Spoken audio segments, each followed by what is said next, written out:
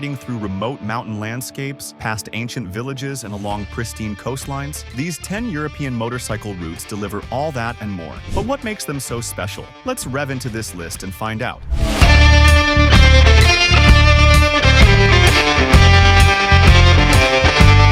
Passo dello Stelvio in Italy stands out as one of Europe's most iconic motorcycle routes. Located in the Eastern Alps, this mountain pass rises to 2,757 meters, making it the highest paved pass in the region. The road is famous for its 48 tight hairpin bends, each one demanding your full attention and rewarding you with sweeping views of rocky peaks and glacier-fed streams. The route connects Prato allo Stelvio in South Tyrol to Bormio in Lombardy, winding through the heart of Stelvio National Park. If you start from the southern side near Prato, you'll face the most photographed section of the pass. Here, the road zigzags up the mountainside, with each turn offering a new perspective on the dramatic landscape. For a quieter ride, the approach from Bormio provides a smoother pace and fewer crowds, but it's just as scenic. Early mornings are best to avoid heavy traffic, especially during weekends. Along the way, you might spot mountain goats crossing the road or experience sudden weather changes that can turn a sunny morning into a cold, misty climb. Not far from the pass, Racia Lake offers a unique sight.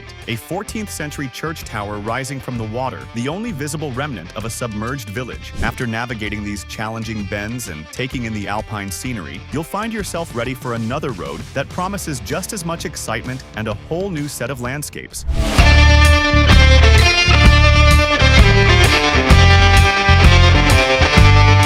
Trollstigen, or the Trolls Road, in Norway is a route that looks like it was pulled straight from a Norse legend. As you ride, you'll face 11 sharp hairpin bends carved right into the mountainside. The road climbs steadily, surrounded by rugged peaks with names like the King, the Queen, and the Bishop. Each turn brings you closer to the clouds, with stone walls supporting the road as it hugs the contours of the mountain. The route stretches just over 100 kilometers between Geiranger and the Romsdal Valley, offering a new view at every corner. This isn't a place for speed, it's about taking in the landscape. You'll see the Stigfossen waterfall crashing down beside the road and catch glimpses of sparkling fjords far below. The road narrows as you climb, demanding focus and careful handling, especially on the tightest bends. Smooth asphalt and solid engineering make the ride manageable, but the steep inclines and hairpins will test both your skill and your bike. Trollstigen is open from late spring to early autumn, depending on snow. The weather can change quickly, so it's smart to pack layers and rain gear. Early mornings or weekdays are best for fewer cars and clearer views. As you reach the top, the air is crisp and the scenery is unforgettable, setting the stage for another European road that's earned a reputation as a motorcyclist's dream.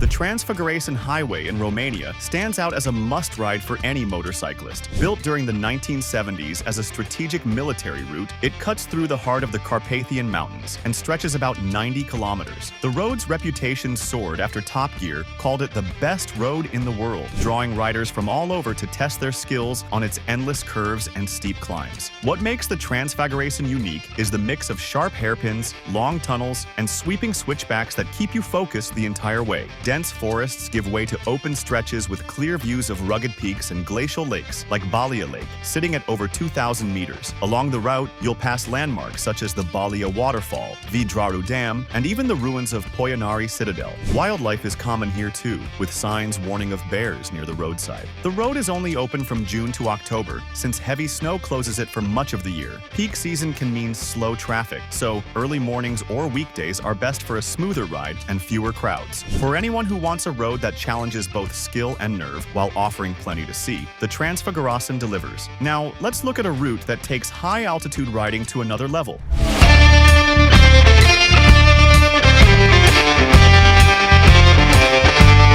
Col de la Bonnette in France is a high mountain pass that draws riders looking for both altitude and challenge. Sitting at 2,802 meters in the French Alps near the Italian border, it's one of the highest paved roads in Europe. The route forms part of the Route des Grands Alpes, cutting through Mercantour National Park and connecting the Alpes Maritimes and Alpes de Haute-Provence regions. The climb from Jauziers to the summit stretches about 23 kilometers, with a steady gradient and a series of sweeping turns. The road is smooth but often narrow, so you need to stay alert, especially on the tighter corners. As you ride higher, the air cools and the landscape opens up. Rocky slopes, wildflowers, and, if you're lucky, glimpses of alpine wildlife. At the very top, a short loop takes you to Cime de la Bonnette, where you get a full 360-degree view of the surrounding peaks and valleys. The pass is usually open from late June to October, but weather can change fast at this altitude, so it's important to check conditions before you go. The road's history, including its role in the Tour de France, adds to its appeal, but it's the combination of technical riding and panoramic views that keeps motorcyclists coming back.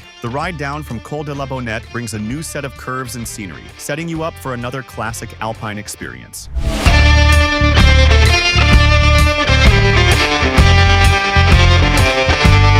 The Furka Pass in Switzerland is a favorite among motorcyclists for its mix of challenging riding and memorable scenery. Climbing to 2,429 meters, this road became famous as a filming location for James Bond's Goldfinger. But it's the ride itself that draws people in. The route stretches for 31 kilometers, linking the Ursern Valley in Uri with the Goms region in Valais. Along the way, you'll navigate sharp switchbacks, open straights, and stretches flanked by snow-capped peaks and deep valleys. Starting from the Uri side, you'll notice the road surface is rougher, adding a layer of difficulty to the steep ascent and tight bends. As you cross over into Valais, the pavement improves, making the descent smoother and more enjoyable. The weather can shift quickly here. Rain and fog are common, and darkness comes with little warning since there's almost no roadside lighting. Planning your ride for late June through September is best, when snow is cleared and conditions are more stable. Scenic stops like the Rhone Glacier and Schellenen Gorge make this route more than just a technical challenge. The Furka Pass is part of a classic Swiss loop that includes Grimsel and Susten passes, giving you a full alpine experience. From here, the landscape changes dramatically, offering a completely different kind of ride.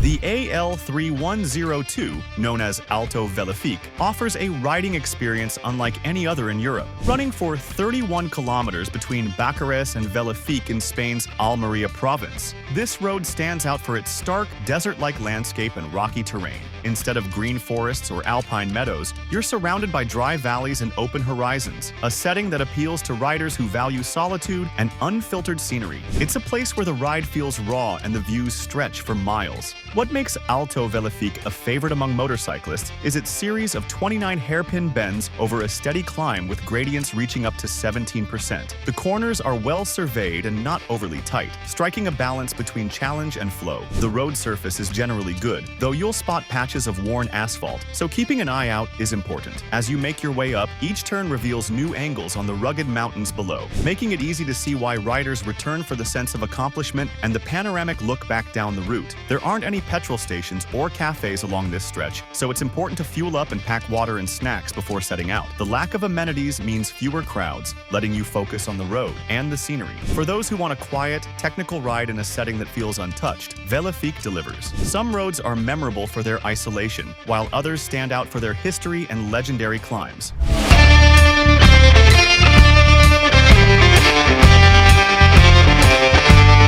Col du Tourmalet in the French Pyrenees is a legendary climb that holds a special place for both cyclists and motorcyclists. Sitting at 2,115 meters, it's one of the highest passes in the region and offers a long, steady ascent along the D918. Starting from Luz Saint-Sauveur, you'll face an average gradient of 7% over about 20 kilometers. The climb is gradual, letting you settle into the ride while the scenery shifts from forested valleys to open mountain views. This pass is famous for its connection to the Tour de France, having featured in the race since 1910. For riders, there's a sense of history as you follow in the tracks of cycling legends. The road itself alternates between long ramps and a few tighter turns, keeping you engaged without being overly technical. As you climb, you'll pass through Barège, a small village that's become a ski station and a good spot to stop for a break. The best time to ride is in summer or early autumn, when the snow has cleared but before the weather turns cold again. Fog can roll in quickly and sometimes hides the views, but the ride's combination of challenge and history makes it stand out.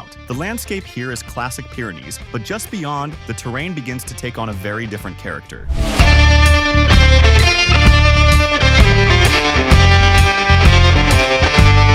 Col de l'Isère in the French Alps gives riders a dramatic change in scenery and riding style. This high mountain pass sits at 2,360 meters and is best known for the Casse Déserte, a barren stretch near the summit filled with yellowish rocks and scree. The landscape here looks almost lunar, shaped over millions of years. Riding through this area feels different from any other road in Europe. The pass is a highlight of the Route des Grandes Alpes, connecting Briançon to the Gille Valley. If you start from Briançon, the ascent covers 19 kilometers with an average gradient of 6%, ramping up to 11% in places. The southern approach from Guillestre is longer, at over 31 kilometers, and passes through the narrow Gorge du Gille before the final climb. Both routes offer a mix of forested sections, deep gorges, and open, rocky slopes. The road surface is in excellent condition, and the many bends make it a favorite for motorcyclists who want a smooth but engaging ride. At the summit, you'll see a monument honoring Tour de France legends Louison Bobet and Fausto Coppi, tying the pass to its rich sporting history. The views from the top are open and striking,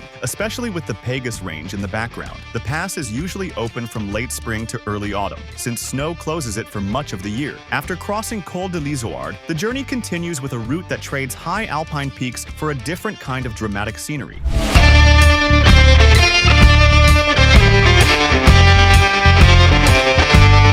The SS-125, or Oriental Sarda, stands out as one of Sardinia's signature motorcycle routes. The stretch between Ursule and Cala Gonon is especially popular with riders. It moves through the rugged Supermonte Mountains, where thick forests shift to jagged peaks and steep cliffs. On one side, you get deep gorges and wooded valleys. On the other, the road drops toward the blue Mediterranean Sea. The scenery changes constantly, making every kilometer interesting. What makes the SS-125 notable is the way it rides. The road gives you a steady mix of fast sections, tight corners, and short straights. The asphalt here is known for being smooth and durable, thanks to granite mixed into the surface. This makes the ride comfortable and lets you focus on handling each curve. For anyone who enjoys leaning the bike and testing their skills, this road keeps you engaged without feeling repetitive. Weather on the SS-125 can shift. Fog sometimes covers the higher parts, so visibility can drop quickly and extra caution is needed. The best time to ride is late spring to early fall, when skies are clearer and the road is dry. Along the way, you'll pass rock formations and small turnouts that offer quiet places to stop and take in the view.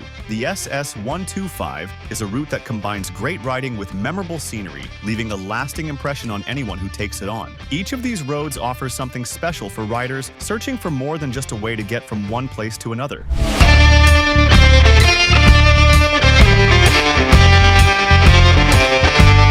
The Grossglockner Alpenstrasse is one of Austria's most iconic motorcycle routes, and for good reason. Winding through the Hohe Tauern National Park, this 48-kilometer alpine road climbs up to 2,504 meters at the Edelweiss-Spitze, the highest point accessible by paved road in the country. The route delivers everything a rider dreams of: tight switchbacks, smooth asphalt, sweeping panoramas, and that exhilarating sense of riding above the clouds. Built in the 1930s, the Grossglockner High Alpine Road is a feat of engineering carved into the mountainside. It's designed with a rhythmic flow of 36 hairpin turns that challenge and reward in equal measure. Whether you're riding north to south or vice versa, the elevation changes and constant corners demand attention but never feel overwhelming. The road is meticulously maintained, with excellent grip and plenty of safety features. But it's the scenery that steals the show. Towering peaks, including the namesake Grossglockner, Austria's tallest mountain, surround you as glaciers gleam in the distance and marmots scurry along the roadside. There are several scenic pull-offs along the way, including the Kaiser Franz Josefshöhe, where you can park your bike and get a close-up view of the Pasturze Glacier.